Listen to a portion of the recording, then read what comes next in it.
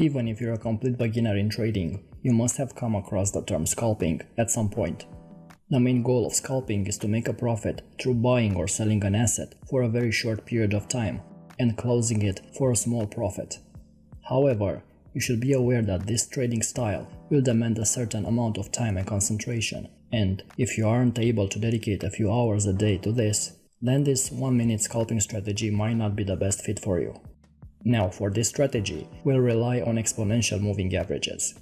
A single moving average gives you the general trend of price movement. However, a lot of traders typically use 2 or more moving averages to gain a better feel for the main direction and to trigger more precise entries or exits in the market. That's why we'll use a trio of moving averages to monitor the short, medium and long-term trend of a market, and will allow us to estimate the trend's intensity from multiple time frames. So here we have the 1-minute chart of Euro-Yen, which displays 3 exponential moving averages, the 50, 100 and 150 period averages. The 50 period EMA gives me the short-term trend. The 100 and 150 period EMAs give me the medium and long-term trends. Of course, this is my preference. I prefer to use longer-term EMAs to try to eliminate the inevitable market noise. Any number of period combinations can be used, depending on the types of setups you are looking for and the time frame you are trading. So feel free to use other moving averages, you don't have to use the exact setup. Looking back at this chart, notice how price pushed above the 3 EMAs and traded steadily higher, the price staying above the 50 period EMA the entire time. The fact that all 3 EMAs were trading higher at around 45-degree angles during the advance was very bullish. This is the image we'll search on our charts, meaning all 3 moving averages in agreement, in line, almost parallel, with strong trend consensus. Right here, the price eventually broke below the 50 period EMA, which signaled short-term weakness, but bounced off the 100 period EMA before resuming the uptrend, thereby confirming the medium and long-term strength. Until the price breaks below the 150 period EMA, the bullish trend will remain intact. After we identify the main direction, we need to wait for a pullback. So we'll search for a pullback trade to pinpoint undervalued and overvalued entries into established trends. So our goal is to find opportunities when price is considered overvalued or undervalued, as this presents excellent opportunities to buy low during uptrends and sell high during downtrends. The idea of the pullback trade is to buy the market at discount during an uptrend and sell the market at a premium during a downtrend. The goal of the pullback trade is to take advantage of situations when price is in an established trend, either bullish or bearish, and all 3 moving averages are indicating the same direction. Any pullback to the first or second EMA offers a buying or selling opportunity back in the direction of the established trend. This setup is effective because it forces you to buy below value and sell above value, while keeping you disciplined to the existing trend. Now, how to enter a trade? So the first step, the most important one, is to identify the current trend of the market. I know I'm repeating myself, but I want this to be crystal clear. All 3 EMAs must be trending in agreement in a bullish or bearish manner. Ideally, you want to see all 3 EMAs trending at a 45-degree angle, which identifies a strong trend. However, any slope ranging from 30 to 60 degrees will work just fine. The second step involves waiting for the market to pull back to test either the 50 or the 100 period EMA. Price can close beyond the 50 period EMA, but you generally don't want the price to close beyond the 100 period EMA or be near the 150 EMA. Once the price tests either of the moving averages, we need price confirmation. The entry is triggered when the price closes back in the direction of the current trend beyond the 50 period EMA. How to manage the trade?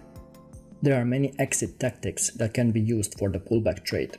Before you select the type of exit strategy, you should first remember you are scalping. The room for error is extremely small. Let me repeat that. Margin for error is very small when we are trading with high leverage while looking for a small profit. Here is what I do when I'm scalping. I move my stops to break even as soon as possible. You want to diminish your risk. You will get stopped out a lot of break even, but from my experience it's better to have 5 trades in a row with 0 profit than 5 losing trades. That's the ugly face of scalping. It's very unpredictable and any price swing can hit your stop loss.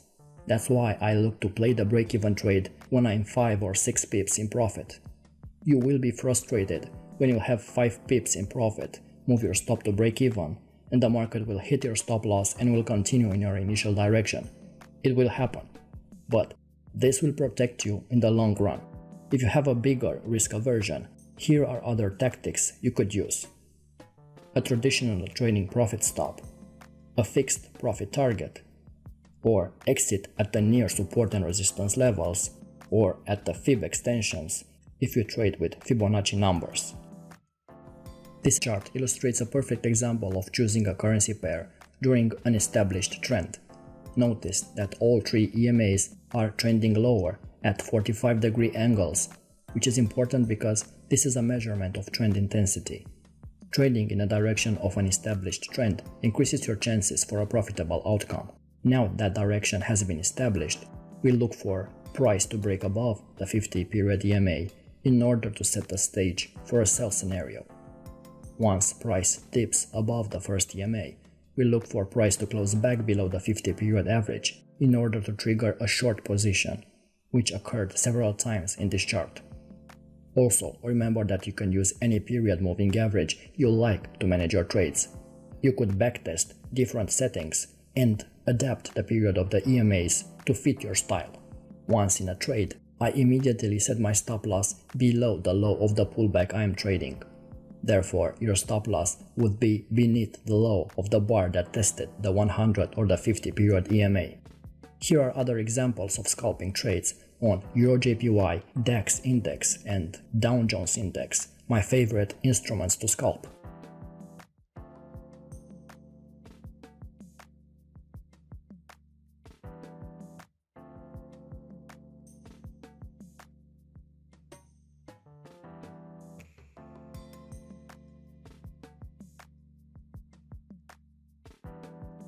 So what's the psychology behind this trading technique?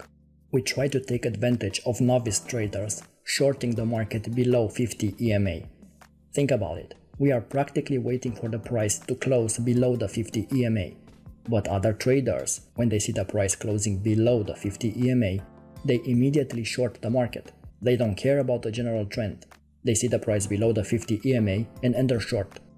That's why we wait for the price to return above the 50 EMA.